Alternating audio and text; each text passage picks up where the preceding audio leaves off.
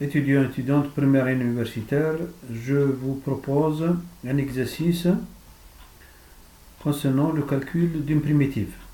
Calculer la primitive f de x égale, alors, l'intégrale de 1 sur x2 moins 1 au carré dx.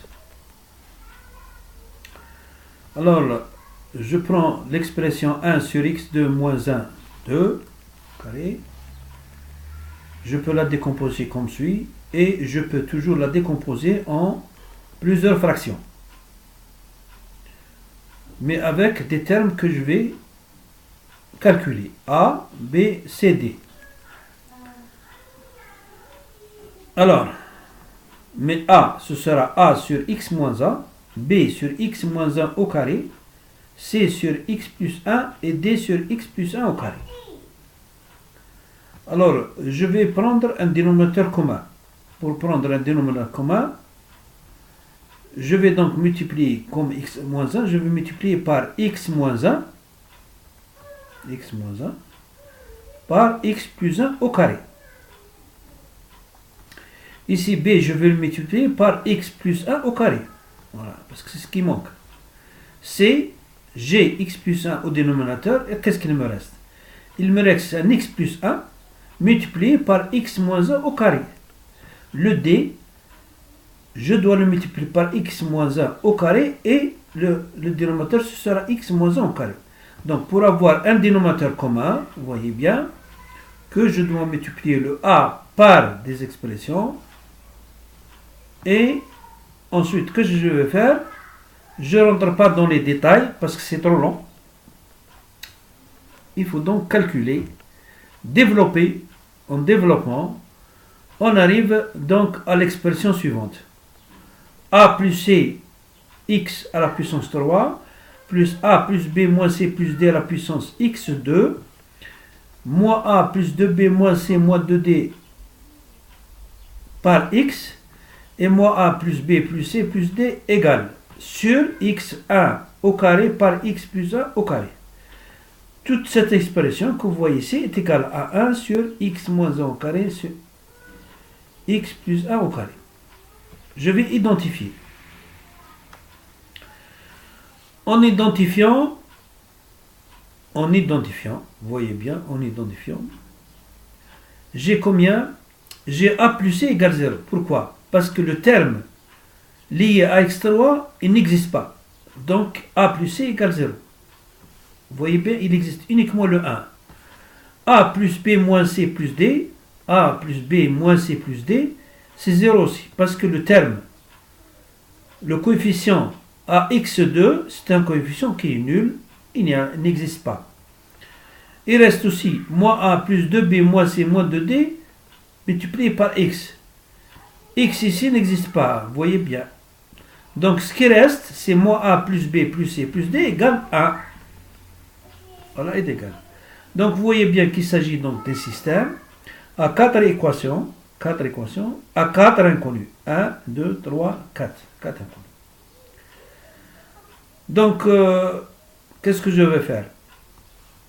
Pour résoudre ce système, je peux employer la notion de déterminant et matrice associée. Je vais prendre la matrice associée. Voilà. C'est un système donc à 4 équations, à 4 inconnus. La matrice associée, vous voyez bien ici. Je prends les coefficients de A, coefficient de C, coefficient de B, coefficient de D. Ici, j'ai A plus C. Ce qui manque, c'est B et D. Donc, A, le coefficient, c'est 1. J'écris 1.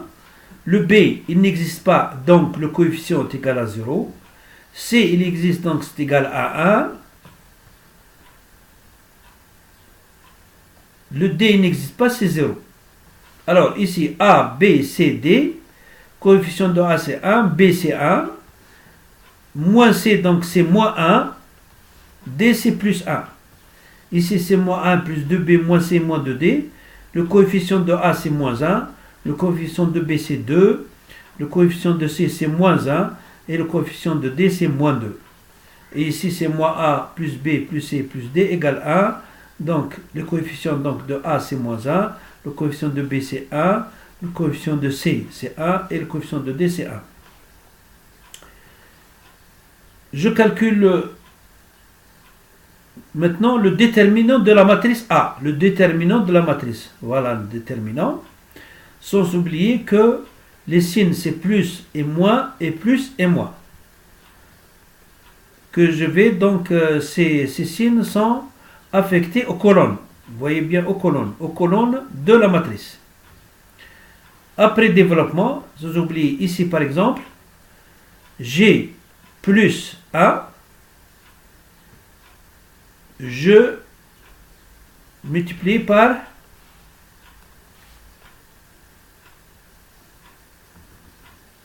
voilà, je multiplie par ça. Voilà. Donc c'est 1 par 1 moins 1, 1, 2 moins 1 moins 2 et 1, 1. C'est ce que je fais. Pour 0, si j'utilise le 0, donc ça ne sert à rien. 0 ne donne rien. Ensuite, j'utilise plus 1. 1 ici.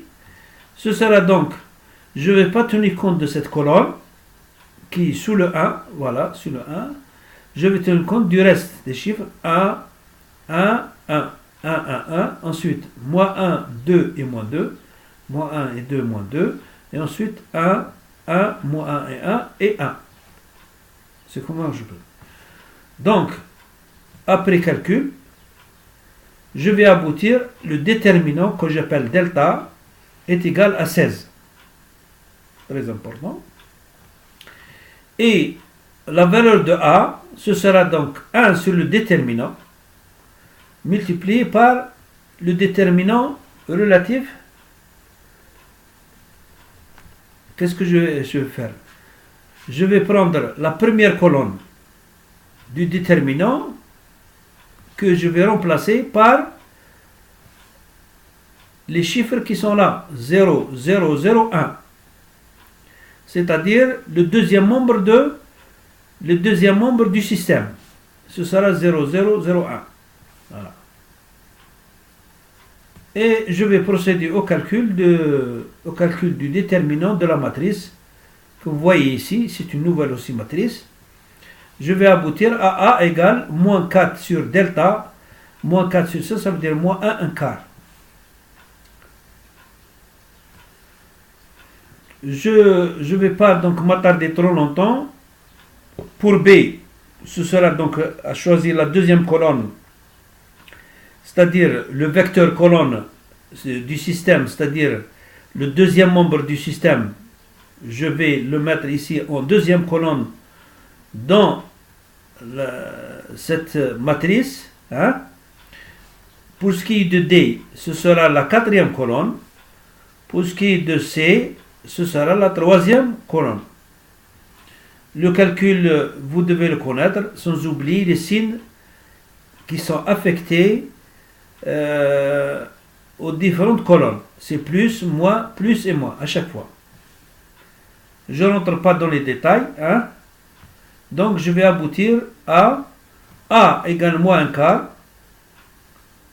B égale 1 quart, D égale 1 quart et C égale 1 quart. Ça c'est une première méthode. La seconde méthode,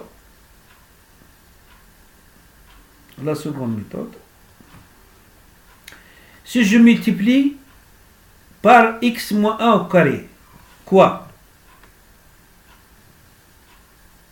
X moins 1 au carré ici, x moins 1 au carré. Qu'est-ce que ça me donne?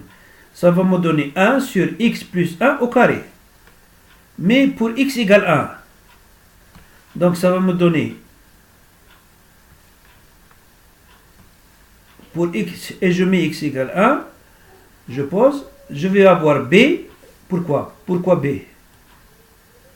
Parce que si je mets x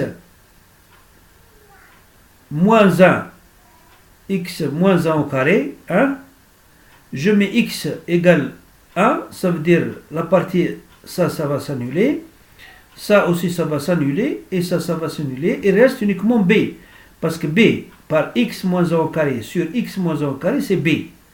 Donc toutes les x vont partir, donc b, il reste uniquement b égale 1 sur x plus 1 au carré.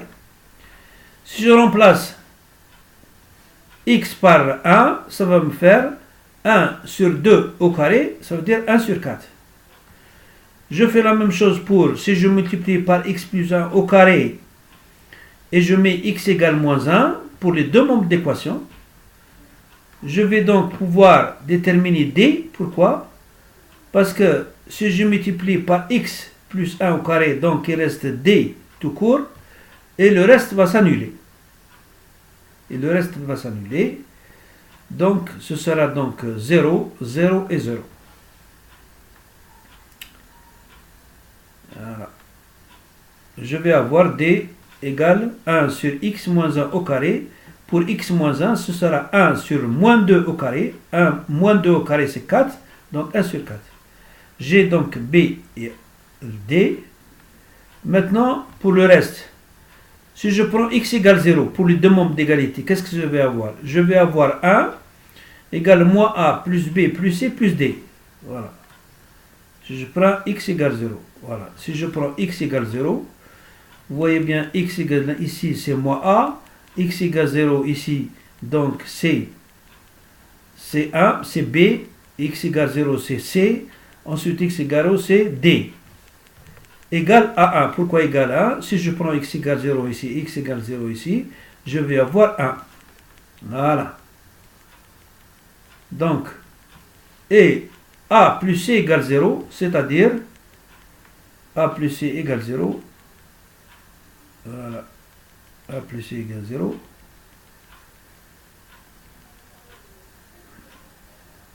Je vais prendre x, je multiplie par x les deux membres d'équation et je fais x tendant vers plus l'infini.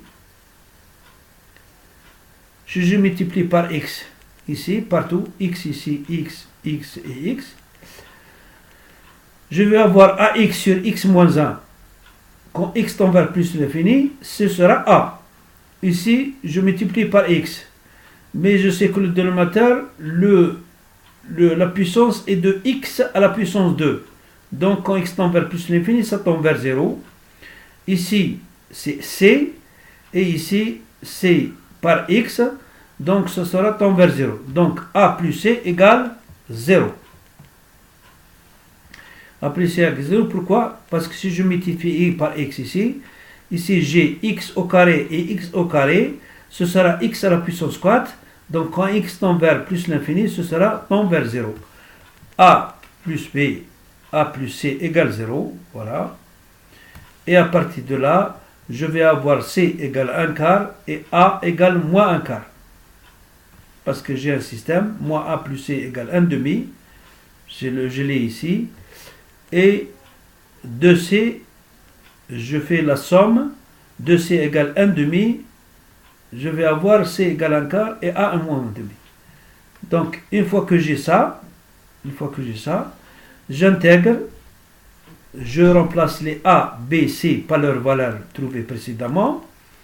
Je vais avoir la première intégrale ici.